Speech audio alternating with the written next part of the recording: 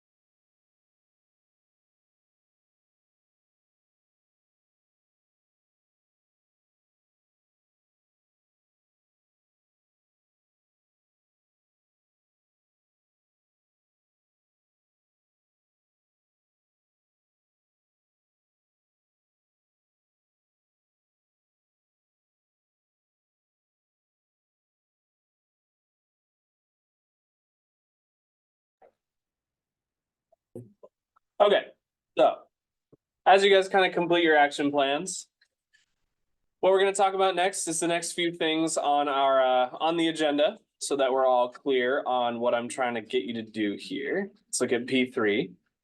The reason I have included this thing right here, habit keeping with a spreadsheet update, is because I want to kind of give you a glimpse onto what I'm hoping to accomplish with this class. I'm not going to teach you. I know a lot of you have had like financial math, or not, what is it called? Personal finance with Thurs, or you've taken something along the lines of setting a SMART goal, or you've explored some careers, whatever. I know you guys have done that a lot already, and I'm not trying to be repetitive and having you do them again with Future Ready. The reason we are doing them though, and we're kind of jumping all over the place with different adult skills, is because I'm trying to show you guys how to build habits, okay? With the budgeting spreadsheet, I know it's not really related to setting a goal or exploring a career necessarily. It's kind of a different tone than what we've been doing. But I showed you how to do this because this is a habit that I want you to start getting into, right? Thinking about how to set a goal effectively and actually reach it is a habit that I want you to start thinking about how to get into. So with this spreadsheet update specifically, this is not homework. However, it is something that will be due after the break. We'll talk more about it being due after the break. So just so you're all aware, I want you guys to actually use this spreadsheet over the course of the break. I want to emphasize that that's not the graded part. The graded part only happens when you get back into class. But I want you to try using this budgeting spreadsheet every day for a week and see what happens. Some things that might pop up. You're not going to want to update it because you spent a bunch of money. That happens to me a lot. I'm scared to see how it reflects on my budgets. Another thing with the budgets, because it's a habit direction, you're going to go over sometimes. I've gone over the last 3 months. All right. That's just kind of part of being an adult.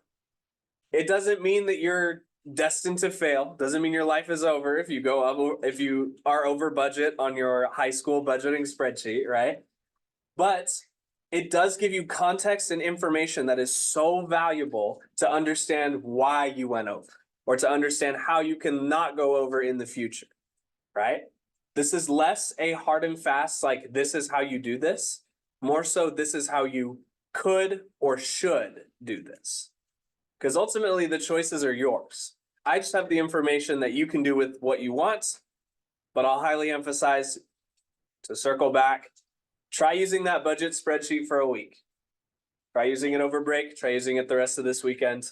We'll talk more about it being graded officially after the break, but I highly encourage you to try it through this upcoming time off. Okay, does that make sense? Kind of get what I'm going for here? All right, trust the process. It will pay off. I promise you. Okay. Switch gears with the remainder of our time here. The mood board presentations. This is something that the other Future Ready courses did. And it is something that I want to also do, following Miss Earthley's lead. But I remember I know that I told you when you submitted your mood board that you were okay with me printing it or not. This seems like kind of a step backwards if I'm making you present a mood board if you didn't want it hung up in the class, right? I want to be so clear that if you did not want your mood board hung up, I will not force you to present that one. However, everybody will be doing a presentation of what they put on their mood board, or if they create a new smaller mood board for the example of this presentation. It's only a 2-minute presentation max. It's after the break. You have lots of time to think about it. And I also want to emphasize, I've not done presentations in a class before, ever. This is a first for me too. So what I'm going to do though, if you've taken a class with Miss Mainers, I know she does something, I think it's called like popcorn presentations or something like that, where you present to small groups instead of the class. So I want to try something similar to that. So it's less pressure. You don't have to explain yourself in front of the whole group, but it is still a Future Ready skill to be able to talk in front of a group. I'm not expecting you to become a master. I am just expecting you to give it a shot. It's kind of the overarching theme with this class is just give it a shot. You will survive, I promise. So with that in mind, does anybody have any questions before I turn you guys loose to start working on these visual aids and slides for your presentations after break? That's not very clear. It's all kind of in the ether right now. All good? One last thing I want to mention before I let you guys go. You can Canvas message me questions anytime you have them, right?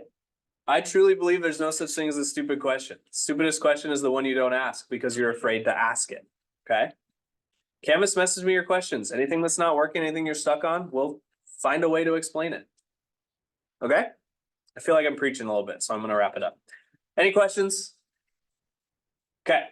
If there's no questions, the rest of this time is yours. You got about 35 minutes to work on your mood board presentations. If you finish that up, you can do other work using your time effectively, just as long as you do my stuff first. That's basically it. Okay. The rest of the time is yours. Thank you for listening.